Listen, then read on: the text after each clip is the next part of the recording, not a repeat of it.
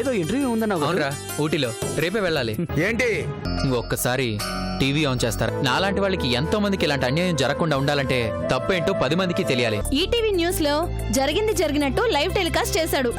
అలాంటి వాళ్ళు ఇంటర్వ్యూకి ఒకళ్ళు వెళ్తే చాలు. బల్ల కింద చేతులు ఉండవు, రికమెండేషన్స్ ఉండవు.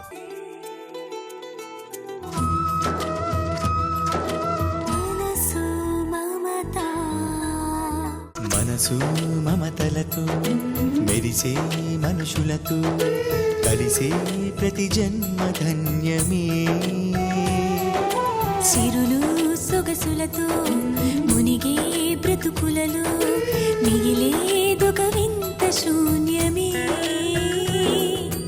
అనురాగాన్ని కొనరా అంటే ఇలలో దానికి వెలకట్టే సిరి లేదుగా, లేదుగా. మనసు మమతలతో మెరిసే మనుషులతో కలిసే ప్రతి జన్మ ధన్యమే.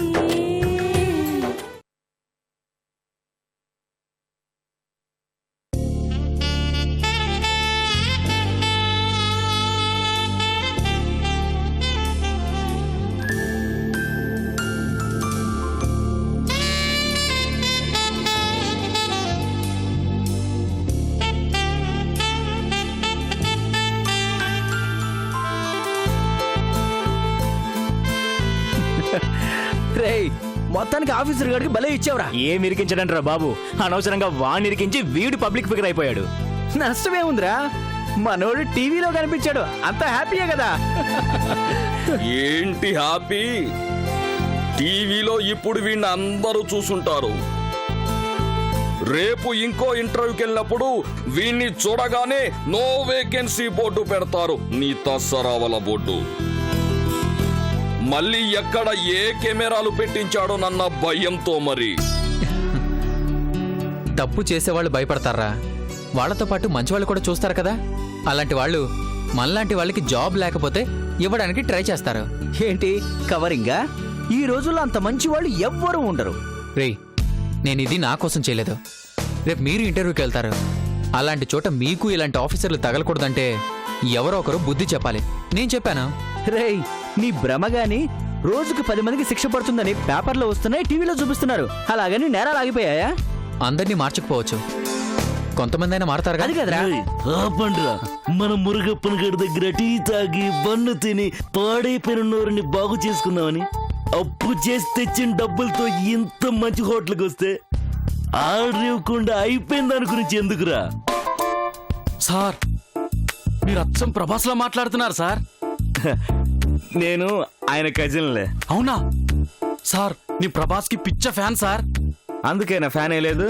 ముందు ఫ్యాన్ వేసి మీ హోటల్లో మంచివి మీరు తినేవి ఏముంటాయి తీసుకొచ్చాయి. రేయ్, 4 ఐస్ క్రీమ్ పెట్టరా. Okay sir. వాడుతూ ఏంట్రా? రేయ్, నేను ఊరకనే చెప్పలేదురా, మా వీధిలో అందరూ నన్ను ప్రభాసు ప్రభాసు అంటారు. ఎవరు? ఆ ఒంటి కన్ను రాములు, మొన్ననే కంటాపరేషన్ చేయించుకున్న సుబ్బారావు, వీళ్ళే కదా. You are insulting me. చాలా ఆపండ్రా.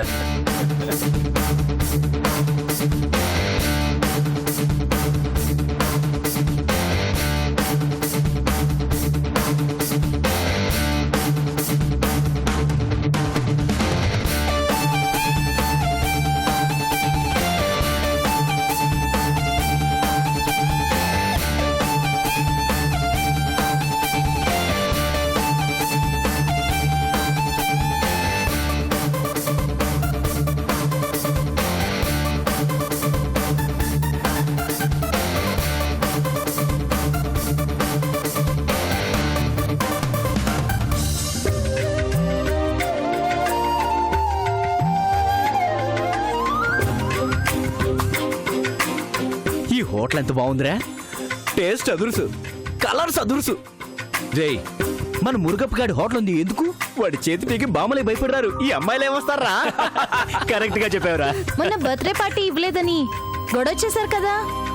ఇదే బర్త్డే పార్టీ అనుకుని ఏం కావాలన్నా తినేయండి. ఇలాంటి విషయాలు ముందు చెప్పాలి మరి. అదేంటి? ముందు రోజు నుంచే కడుపు కాస్త ఖాళీ చేసుకుంటాను కదా. మా పార్టీలు సరేనే, అసలు నీది అనే పార్టీ ఒక్కటైనా ఇచ్చావా? ఏం పార్టీ ఇవ్వాలి? నా బర్త్డే 3 years ఒకసారి వస్తుంది మరి. పోనీ పెళ్లి పార్టీ ఇవ్వచ్చు కదా. ఇస్తా, కాకపోతే కాపురానికి వెళ్ళాక ఇస్తాను. నీ బర్త్డే అయినా కన్ఫర్మ్ గా వస్తుంది కాబట్టి 3 years అయినా వెయిట్ చేయొచ్చు. అదే కాపురానికి వెళ్ళాలంటే నువ్వు వెళ్ళేటప్పుడు మాకు పార్టీ ఇచ్చేటప్పుడు. వెళ్ళక ఇలా హాస్టల్లోనే ఉండిపోతాను అనుకుంటున్నావా? వెళతావులే. భారతీయుల్లో సుకన్య కమల్ హాసన్ లాగా ఏ 60కో నువ్వు మీ ఆయన పచ్చని చిలుకలు తోడుంటే అని పాడుకుందిరు గాని. ఏయ్, ఏంటే నువ్వు? ఏయ్ 1 minute, మమ్మీ ఫోన్ చేస్తుంది. Hello mummy. లలి, ఎలా ఉన్నావమ్మా? బాగున్నాను మమ్మీ. ఏం బాగుండడమో. ఊరు కాని ఊళ్ళో ఆ హాస్టల్లో వాళ్ళేం పెడుతున్నారో నువ్వేం తింటున్నావో. నా గురించి నువ్వేమీ దిగులు పడకు. హాస్టల్లో తిండి బాగోలేదంటే బయట హోటల్లో అయినా తింటాను. నువ్వు ఇంట్లో ఉండి కూడా సరిగ్గా తినవు కదా. నేనెందుకు తిన్నమ్మా? ఎక్కడ తింటున్నావు నాకు తెలీదా? నీకు 24 గంటలు చిన్నప్పుడెప్పుడో ఇంట్లో నుంచి పారిపోయినా ఆ బన్నీ గురించే దిగులు. లేకుండా ఎలా ఉంటుందమ్మా? చిన్న వయసులో పారిపోయాడు. ఈ రోజు వరకు వాడెక్కడున్నాడో ఏమయ్యాడో కూడా తెలీదు. ఏదో ఒక రోజు తనే ఇళ్ళు వెతుక్కుంటూ వస్తాడులే మమ్మీ. అయినా అతన్ని మనం గుర్తుపెట్టుకున్నాం, కానీ ఆ మహాన్ భావుడికి మనం అసలు గుర్తున్నామో లేదో. సరేలే మమ్మీ, ఫ్రెండ్స్తో పాటు బయటికి వచ్చాను. నేను తర్వాత కాల్ చేస్తాను. బాయ్. సరేనమ్మా, జాగ్రత్త. బాయ్.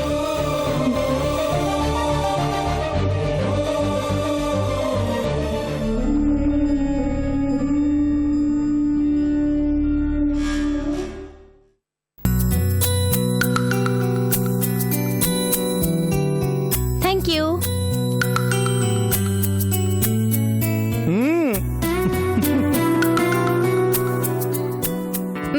సరే గాని లంచ్ ఏమో ఇద్దామే? చికెనా మటనా? ఈ రోజు నేను తిననే, శనివారం. నువ్వు తినద్దు, మేం తింటాం. నేను తినకపోతే మీరు తినకూడదు. ఆ మాట చెప్పడానికి నువ్వెవరివే? మేం తింటాం. నిన్ను ఏయ్, కూల్ డ్రింక్ తాగుతున్నారా, మందు తాగుతున్నారా? ఏయ్ ఏయ్ నువ్వు ఉండవే. సారీ అండి, చూసుకోలేదు. ఏంటి సారీ? కొద్దిలో కన్ను పోయేది, కళ్ళు నెత్తి మీద పెట్టుకొని తిరుగుతున్నారా? ఏయ్ సారీ అని చెప్పాను కదా, ఎందుకు ఎక్కువగా మాట్లాడుతున్నావు? నువ్వే ఎక్కువ మాట్లాడుతున్నావు. కన్ను పోతే నువ్వు కట్టిస్తావా? కావాలని చేసిందా ఏంటి? అలాగే ఉంది. ఇదిగో, అనవసరంగా న్యూసెన్స్ చేయకు. ఏయ్, మీరు న్యూసెన్స్ చేసి మమ్మల్ని అంటారేంటి? ఏయ్ ఏంటి మర్యాద లేకుండా? మొహం హలో, పగిలిపోతే. కాస్త మాటలు మర్యాదగా రాని. కంటికి దెబ్బ తగిలిందని బాధపడకుండా ఏంటి ఓ రెచ్చిపోతున్నారు? కన్ను కన్ను కన్ను ఏదో కన్ను పోయినంత బిల్డప్ ఇస్తున్నారేంటి? ఒకసారి వెళ్ళి డాక్టర్ దగ్గర చెకప్ చేయించుకోండి. ఉందో పోయిందో. ఇవిగో ఫీజు ఖర్చులు కూడా నావే, తీసుకోండి. ఏయ్, డబ్బంత ఎక్కువగా ఉంటే ఏ గుడికన్నా వెళ్ళి దానం ఇచ్చుకో. ఉంది కదా అని ఇలా విసరకు. విసిరితే ఏరుకునే వాళ్ళు లేరిక్కడ.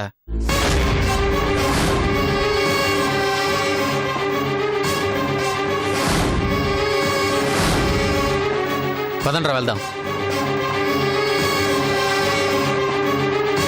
చూడు, ఆడదానికి అణుకువే అందం, అహం కాదు. కొంచెం తగ్గించుకో.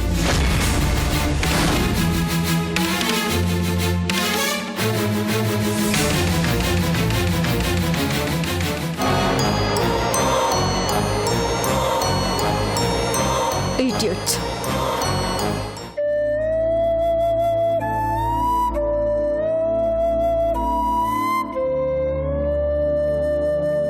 హలో రాంప్రసాద్ గారు. హలో ప్రిన్సిపల్ గారు, బాగున్నారా? నేను బాగానే ఉన్నాను, కానీ ఏమైంది ప్రిన్సిపల్ గారు, చెప్పండి. మీకు ఎలా చెప్పాలో నాకు అర్థం కావడం లేదు. మీ అబ్బాయి రంజిత్. రంజిత్? ఐఎమ్ సారీ, మీ అబ్బాయి రంజిత్ కాలేజీకి రెగ్యులర్గా రావడం లేదు. ఎప్పుడూ ఓ గ్యాంగ్ని వెంటేసుకుని తిరుగుతుంటాడు. సినిమాలు, షికార్లు, ఆడపిల్లల్ని ఏడిపించడం. అదేమని నిలదీస్తే కేర్లెస్గా జవాబు చెప్పడం. ఒక్క మాటలో చెప్పాలంటే మీ వాడు చెడిపోతున్నాడు. ప్రిన్సిపల్ గారు, ఒక బాధ్యత గల ప్రిన్సిపాల్గా నేను చెప్పాల్సింది చెప్పాను. ఒక బాధ్యత గల తండ్రిగా మీరు చేయాల్సింది చేయమని హెచ్చరిస్తున్నాను. చూడండి, ఆడపిల్ల తప్పు చేస్తే ఆ నింద భరించాల్సింది కన్నతల్లే. కానీ మగపిల్లాడు తప్పుదారిలో నడిస్తే బాధ్యత వహించాల్సింది ముమ్మాటికి ఆ కన్నతండ్రే.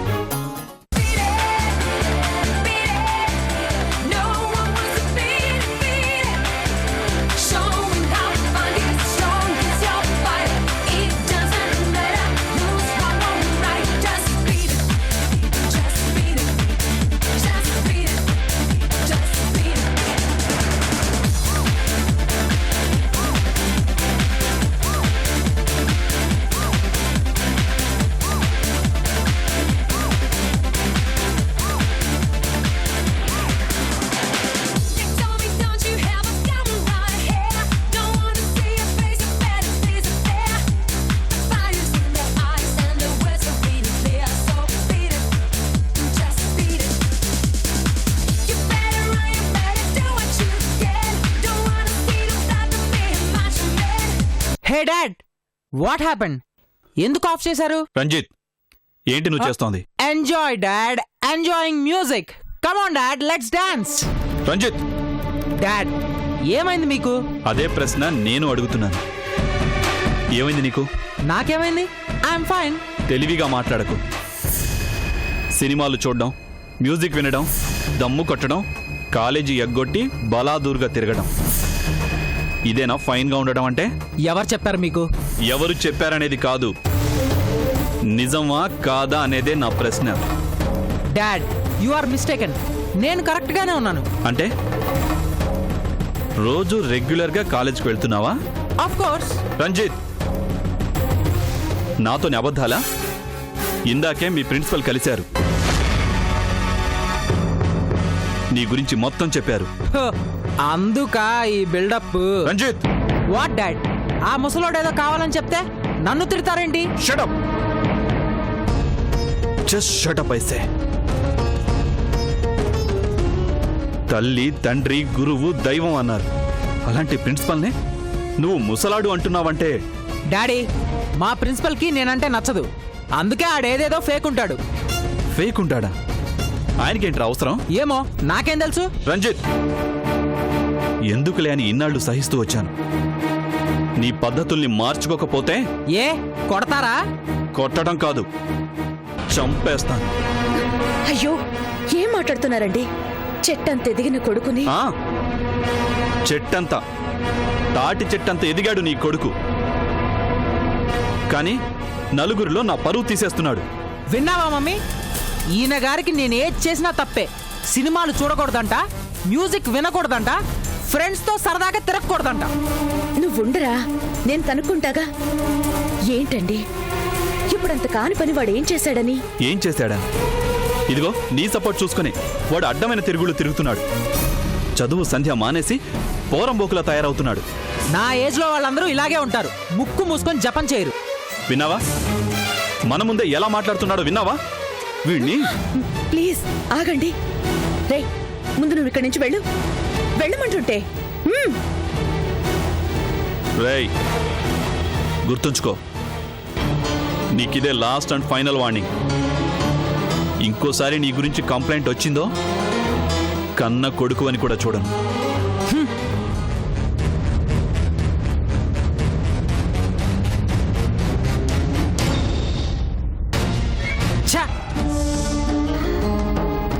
ఏంటండి ఇది?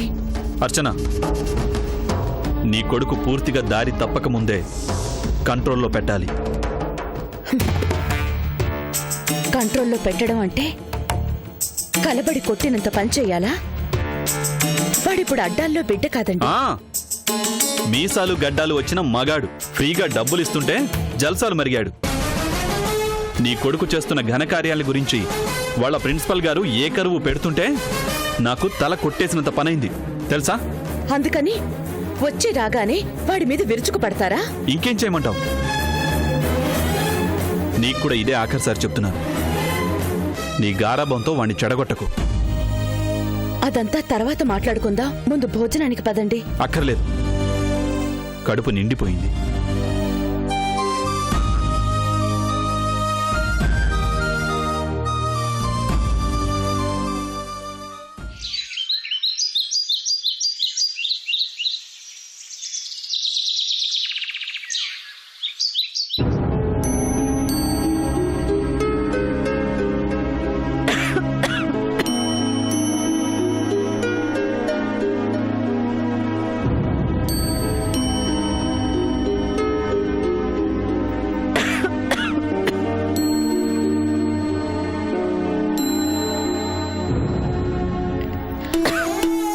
అమ్మా నువ్వు తప్పుకో, ఈ పూట నేను వంట చేస్తాను, నువ్వు వెళ్ళి కూర్చో. నేను చేస్తాలేమ్మా, నువ్వు వెళ్ళి చదువుకో. నీకెందుకమ్మా ఈ శ్రమ, నేను చేస్తాను కదా. ఇందులో శ్రమే ఉందే. కట్టుకున్న భర్తకి కన్నబిడ్డలకి వండి పెట్టుకోవడం కూడా శ్రమేనా? శ్రమంటే మీ నాన్నగారిది. పగలంతా కష్టపడొచ్చిన భర్తకి ప్రేమగా ఇంత అన్నం వండి పెట్టుకోవటం శ్రమ కాదమ్మా, సంతోషం. ఎందుకే నవ్వుతున్నావు? నాన్నంటే ఎంత ప్రేమ అని. రేపు నువ్వు ఒక ఇంటి దానివైతే అప్పుడు తెలుస్తుందిలే. పోమ్మా. నేనెక్కడికి పోతానే? అత్తరిల్లు వెతుక్కుంటూ నువ్వే పోవాలి. లక్ష్మి, లక్ష్మి, లక్ష్మి. నాన్నగారు వచ్చినట్టున్నారు, గబగబ కాని.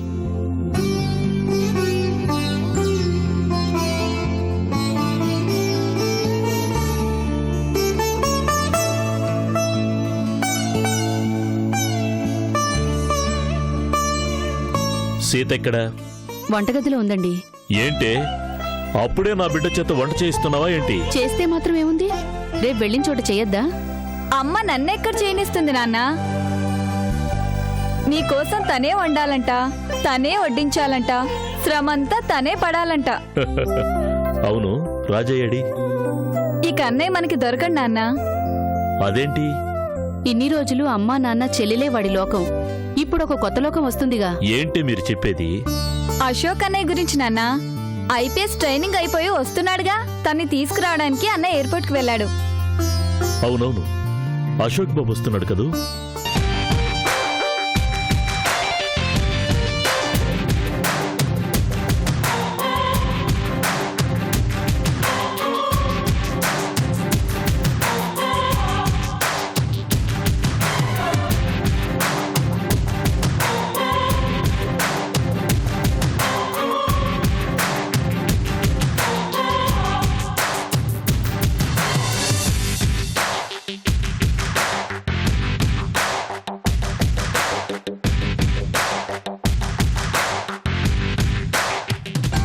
రేయ్, ఢిల్లీ నుంచి నేను వచ్చిన ఫ్లైట్ కంటే నువ్వే ఫాస్ట్గా వెళ్తున్నావు ఏంట్రా? ఇది ఫాస్టా? రేయ్, అయితే ఇది నీకు చాలదురా, రాకెటే కరెక్ట్. నువ్వు పక్కనుంటే నాకు అది కూడా స్పీడ్ అనిపించదురా. ఇన్ని రోజులు నువ్వు పక్కన లేక నా లైఫ్ గూడ్స్ బండిలా నడిచింది. ఇప్పుడు నువ్వు వచ్చావు, మళ్ళీ ఫుల్ ఎనర్జీ ఎక్స్ట్రీమ్లో వచ్చింది. మరి నాకు దూరంగా ఉండడం నీకు అంత బాధ అయినప్పుడు హ్యాపీగా నాతో పాటే ఐపీఎస్ చేసి ఉండొచ్చుగా. మన స్నేహానికి హద్దులు లేకపోయినా పరిస్థితులకు హద్దులున్నారా? నీ పరిస్థితికి ఐపీఎస్ కాదు, ఐఏఎస్ అయినా చదవచ్చు. కానీ నేను ఒక డ్రైవర్ కొడుకుని. మా నాన్న తన స్థాయికి మించి చదివించాడు, అది చాలు. చదవాలి అని నీ మనసులో ఉంటే నాన్నగారితో చెప్పి నేను ఎర్రని చేయనా? చదివించే మంచి మనసు నీకున్నా అలా నీ స్నేహాన్ని వాడుకోవటం నాకు ఇష్టం లేదురా. స్నేహం అంటే పంచుకోవడం రా, తీసుకోవటం కాదుగా. మన ఫ్రెండ్షిప్ ఎప్పటికీ ఇలాగే ఉండాలంటే నేనులాగే ఉండాలి. నువ్వు మారవరా. మారలేదు కాబట్టే ఆ రోజు నుంచి ఈ రోజు వరకు మన మధ్య అదే స్నేహం ఉంది, అదే ప్రేమ ఉంది.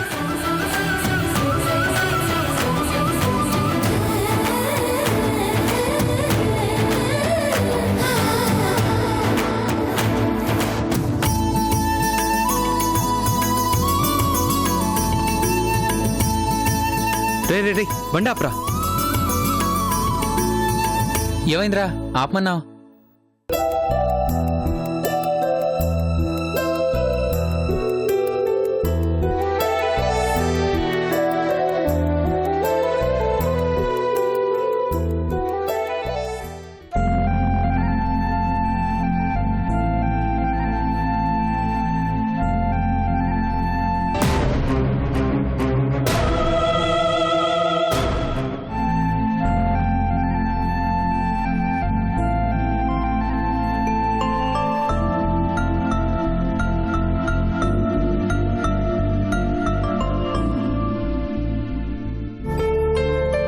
ఎందుకు ఆపమన్నావురా? ఏం చూస్తున్నావు? ఈ ప్లేస్ గుర్తుందారా? నువ్వు నాకు పునర్జన్మనిచ్చిన స్థలం. రేయ్, అంత పెద్ద డైలాగులు అవసరం లేదురా. సహాయం చేసిన వాడికన్నా తీసుకున్న వాడికే దాని విలువ తెలుస్తుందిరా. నా దగ్గర నువ్వు చిన్న సాయం కూడా తీసుకో, కానీ నాకు నువ్వు చేసిన సహాయం నా ప్రాణం. వదిలేరా, ఎప్పుడో జరిగిన దాని గురించి ఇప్పుడెందుకు? రేయ్, ఎప్పుడో జరిగినా ఇప్పటి వరకు నేను ఉండడానికి కారణం అదేగా. ఈరోజు నేను ఇలా ఉన్నాను, ఇంత చదువుకొని ఐపీఎస్ ఆఫీసర్ని కాబోతున్నాను అంటే దానికి కారణం నువ్వు. ఏమిస్తే నీ రుణం తీరుతుందిరా? రేయ్, నువ్వు మీ నాన్నగారు ఈ మాట మర్చిపోరా? అంతగా రుణం తీర్చుకోవాలంటే జీవితాంతం నా ఫ్రెండ్గా ఉండు చాలు. నువ్వు వదిలినా నీ ఫ్రెండ్షిప్ని నేను వదలనురా. ఆ మాట చాలరా, పద, అందరూ ఎదురు చూస్తుంటారు. పద.